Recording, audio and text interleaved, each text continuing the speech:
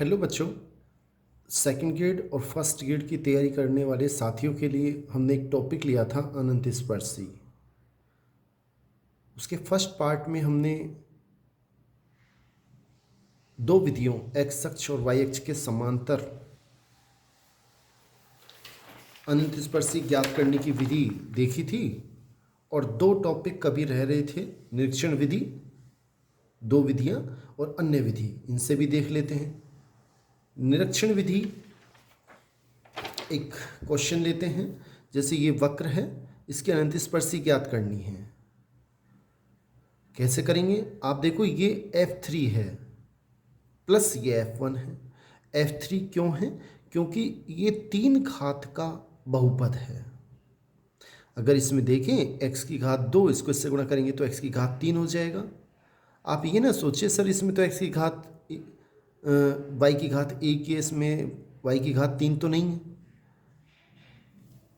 आप इसको ऐसे समझें कि ax² plus bx plus c ये द्विघात बहुपद है। इसमें अधिकतम घात 2 है, 1 भी हो सकती है और 0 भी हो सकती है, इसलिए पूरा ये 3 घात का बहुपद है।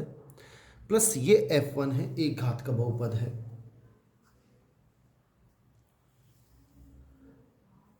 और यदि निरीक्षण विधि में क्या है कि यदि 2 का अंतर है या 2 से ज़्यादा का अंतर है, अगर F3 है तो अगला एक गैप होना चाहिए कम से कम।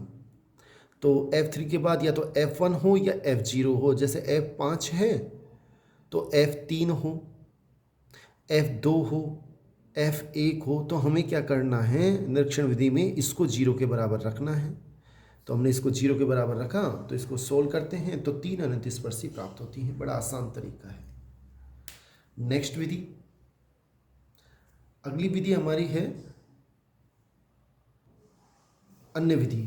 उससे कैसे जो क्वेश्चन लेते हैं, जैसे ये क्वेश्चन है, आया हुआ भी है सेकंड ग्रेड में,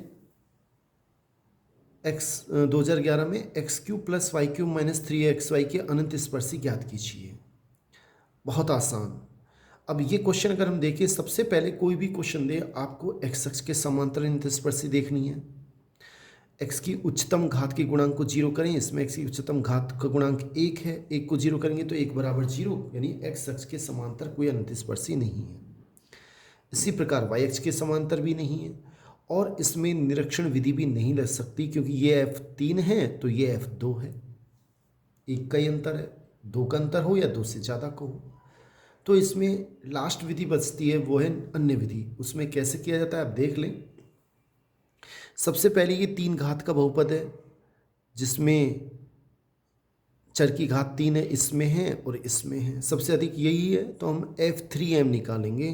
कैसे निकालेंगे, x के स्थान पे 1, y के स्थान पे m रखेंगे, तो इसमें आएगा 1 की घात क्यूब प्लस m की घात क्यूब, यानी कि 1 प्लस m क्यूब।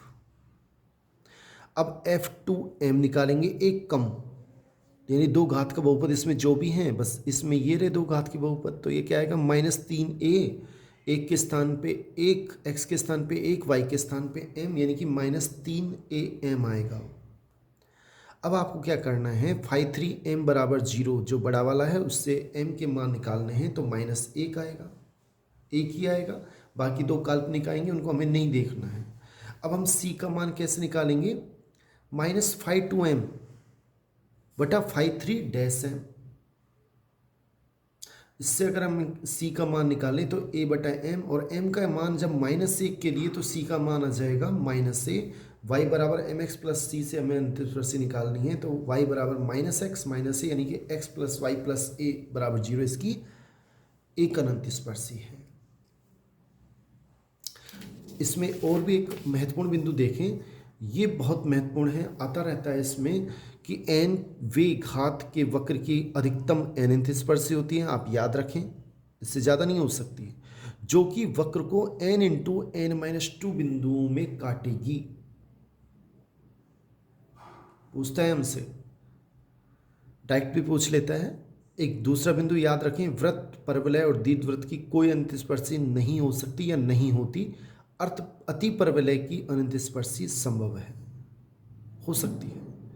बहुत बहुत धन्यवाद बच्चों। चैनल को सब्सक्राइब कर लें, जिससे आपके पास सारी वीडियो तुरंत पहुंच सके। थैंक्स।